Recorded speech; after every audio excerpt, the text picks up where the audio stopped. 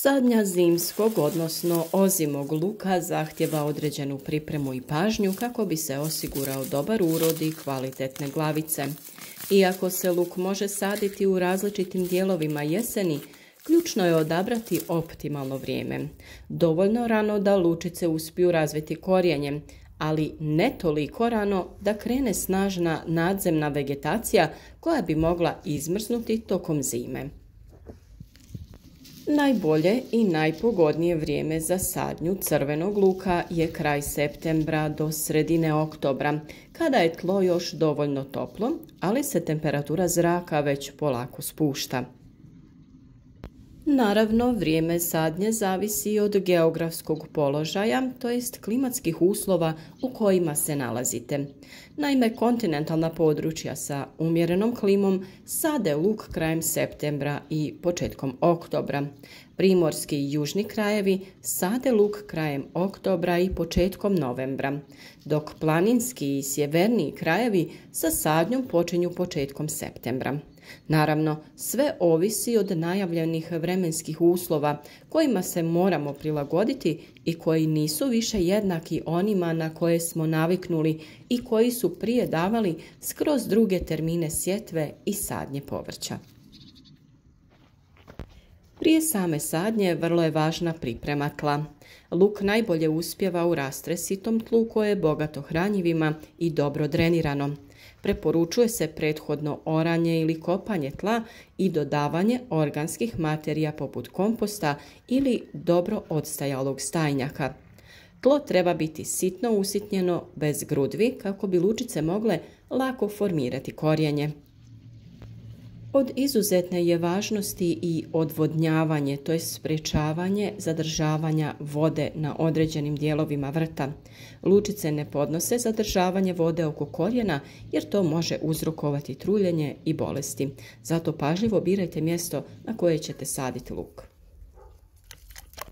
Odabir lučica po veličini također značajno utječe na uspjeh sadnje. Idealne su srednje do krupne lučice. One obično daju veće i zdravije glavice.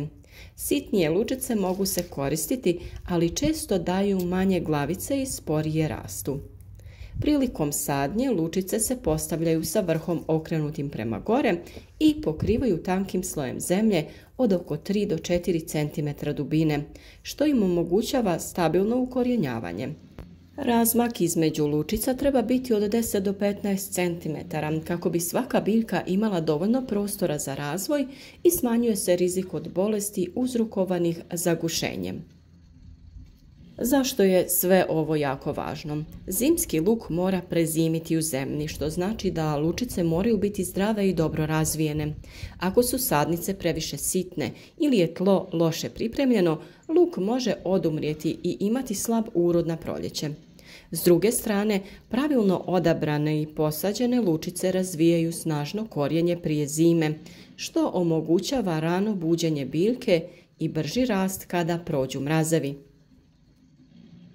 Zdrave i pravilno posađene lučice smanjuju rizik od gljivičnih oboljenja i truleži, a glavice koje se formiraju su veće, čvršće i pogodnije za čuvanje ili prodaju.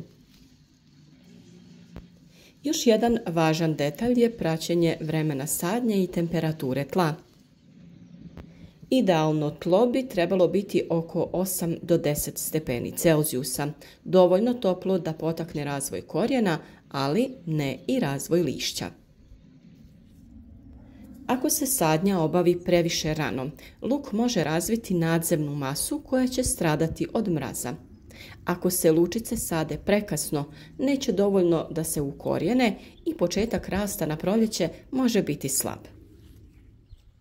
Možemo zaključiti da uspjeh sadnje zimskog luka zavisi od 3 osnovna faktora: odabira zdravih i dovoljno krupnih lučica, pravilne pripreme tla i optimalnog vremena sadnje. Pravilnim kombinovanjem ovih elemenata osigurava se rana i kvalitetna berba, smanjuju gubici tokom zime i postiže maksimalan urod i zdravlje biljaka. Ne zaboravite u komentarima podijeliti vaša iskustva, način uzgoja, vrijeme sadnje i vaše zaključke o najboljem vremenu sadnje luka. Ako vam je ovaj video bio koristan, naš rad podržite sa like i podijelite video sa prijateljima.